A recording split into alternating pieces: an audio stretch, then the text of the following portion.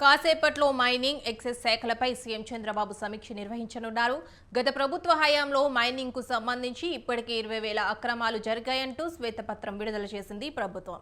YCP నేతలు ఇసుక ద్వారా వేల కోట్లు దోచుకున్నారని, క్వాడ్, సిలికాసాండ్ వంటి వాటిల్లోనూ భారీ దండుకున్నారని కూటమి ఆరోపిస్తోంది. అయితే సమీక్షలో కీలక నిర్ణయాలు తీసుకునే అవకాశం ఉంది. అక్టోబర్ 1 నుంచి కొత్త మద్యం పాలసీ తీసుకొచ్చే యోచనలో సర్కారు ఉన్నట్లు తెలుస్తోంది.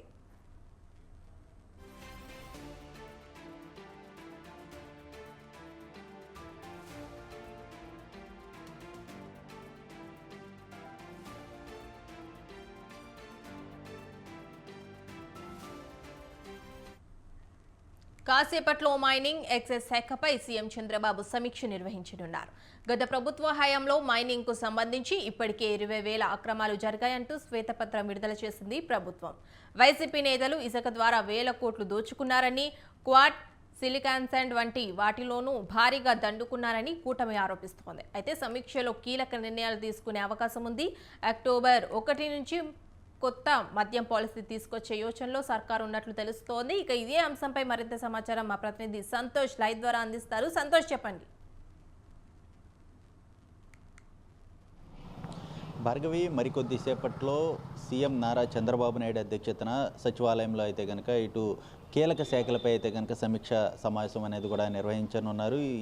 ఈ సమీక్షలో భాగంగా చూసుకున్నట్లయితే కనుక పరిశ్రమలు, అదేవిధంగా ఎక్సైజ్ శాఖపై అయితే కనుక ఇటు కొన్ని కీలకమైనటువంటి నిర్ణయాలు అయితే కనుక అధికారులతోటి చర్చించినట్టు కూడా తెలుస్తోంది. ఇప్పటికే ఎక్సైజ్ శాఖపై అయితే కనుక చంద్రబాబు నాయుడు శ్వేతపత్రం విడుదల చేయడం కూడా జరిగింది. ఇక అధికారులతోటి కొత్త మద్యం సంబంధించినటువంటి ఏదైతే పాలసీలు ఉంటాయో వాటికి సంబంధించినటువంటి రూపకల్పన అనేది కూడా అక్టోబర్ లోపే ఇటు పూర్తి చేసే విధంగా కూడా ఇటు అధికారులతోటి చర్చిస్తున్నట్టు కూడా తెలుస్తూ ఉంది. అదే కాకుండా గత ప్రభుత్వంలో ఈ ఎక్సైజ్ శాఖలో అనేక విధాలుగా కూడా ఇటు ఏదైతే మద్యంకి సంబంధించినటువంటి అంశాలన్నింటినీ కూడా పెద్ద ఎత్తున అయితే కనుక స్కామ్ చేశారో వాటన్నిటిపై కూడా ఇప్పటికే చంద్రబాబు నాయుడు శ్వేతపత్రం ద్వారా అయితే కనుక విడుదల చేయడం జరిగింది. అంతేకాకుండా ఈ యొక్క మద్యం ద్వారా అనేక విధాలుగా కూడా అనేక కుటుంబాలు ఇబ్బందులు పడ్డాయి. అదేవిధంగా ఆత్మహత్యలు, చాలా వరకు కూడా మహిళలపై దాడులు జరిగిన పరిస్థితులు కూడా ఏర్పడతా ఉన్నాయి. నేపథ్యంలోనే వీటన్నిటిని కూడా కట్టడి చేస్తూ కొత్త పాలసీని, అంతేకాకుండా ఇటు ఏదైతే ప్రభుత్వ మద్యం షాపులు ఉన్నాయో ఆ మద్యం షాపులు కంటిన్యూ చేస్తారా, లేదంటే కనుక ఇక ప్రైవేటు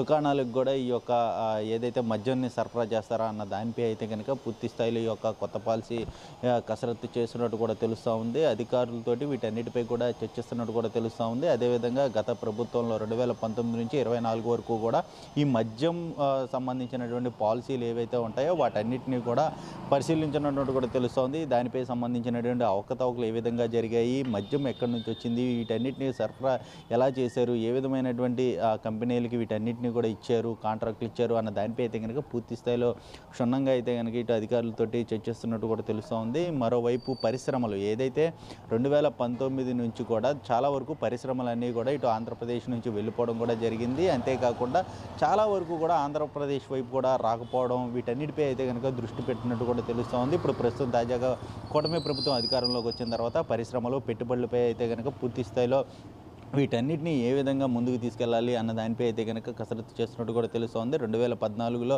ఉన్నటువంటి పరిశ్రమలు ఏదైతే ఒప్పందాలు ఉన్నాయో ఆ ఒప్పందాల ప్రకారం కూడా ప్రస్తుతానికి అయితే 2000 ప్రభుత్వం మారిన అనంతరం కూడా కొన్ని పరిణామాల మధ్య అయితే కనుక పరిశ్రమలు రాకపోవడం, వీటన్నిటిపై కూడా ఇప్పుడు ప్రస్తుతం తాజాగా దృష్టి పెట్టినట్టు కూడా తెలుస్తోంది. గతంలో కియా సంస్థలు సైతం కూడా ముందుకు వచ్చిన నేపథ్యంలో గత ప్రభుత్వ హయాంలో కియా సైతం కూడా కొంత అంతంత మాత్రాన ఉన్న పరిస్థితుల్లో ఇప్పుడు వాటిపై కూడా చర్చకు వచ్చే అవకాశాలు కూడా కనబడతా ఉన్నాయి. ఇంకా అమర్ రాజ్య సంబంధించినటువంటి పరిశ్రమలు సైతం కూడా ఇటు ఆంధ్రప్రదేశ్ నుంచి వెళ్ళిపోవడం, వీటన్నిటిపై కూడా పెద్ద ఎత్తున అయితే కనుక చర్చకు వచ్చే అవకాశాలు కూడా కనబడతా ఉన్నాయి. మరోవైపు చూసుకున్నట్లయితే కనుక పారిశ్రామికవేత్తలతో సైతం కూడా ఇటు నారా చంద్రబాబు నాయుడు ఇటు సమావేశమయ్యే యోచనలో కూడా ఉన్నట్టు కూడా తెలుస్తోంది. ఏదైతే ఇటు పెట్టుబడులకు అనుకూలంగా ఉండే అవకాశాలు కూడా ఇటు ఆంధ్రప్రదేశ్ వైపు ఉన్నాయంటూ కూడా మౌలిక సదుపాయాలన్నీ కూడా కల్పించే విధంగా కూడా ఇటు పెద్ద ఎత్తున ఏపీ ప్రభుత్వం ప్రణాళికలు సిద్ధం చేస్తున్నట్టు కూడా తెలుస్తోంది. దీనికి సంబంధించి ఇప్పటికే కొంతమంది ఏదైతే ఐటీ పరిశ్రమలు ఏవైతే ఉన్నాయో ఇటు ఆంధ్రప్రదేశ్కి ఐటీ పరిశ్రమలు ఏ విధంగా తీసుకురావాలి, వాటన్నిటిని కూడా ఏ విధంగా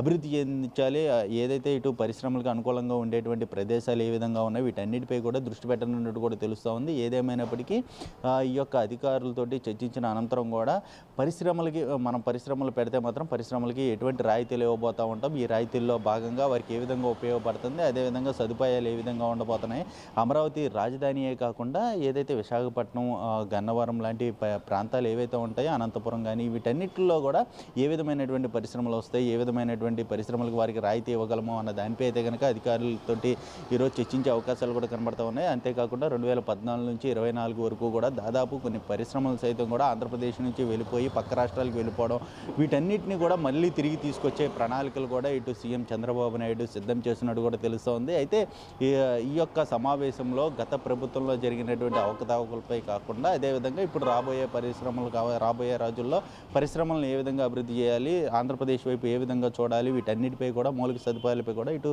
పూర్తి స్థాయిలో అయితే కనుక దృష్టి పెట్టినట్టు కూడా తెలుస్తూ ఉంది Bhargavi. Right, thank you Santosh.